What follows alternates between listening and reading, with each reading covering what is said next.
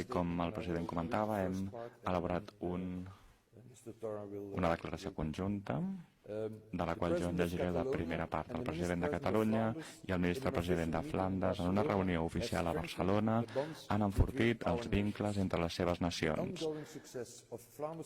L'èxit de la cooperació entre Flandes i Catalunya és una llaor que hem de seguir regant per tal de poder millorar les nostres societats.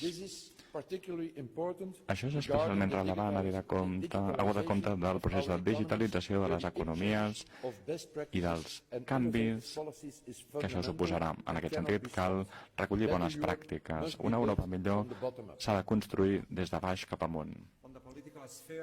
En l'àmbit polític, el president Torra i el ministre president acullen amb satisfacció la resolució del Parlament flamenc que insta a Catalunya i Espanya a entaular un debat i a alliberar els presos polítics.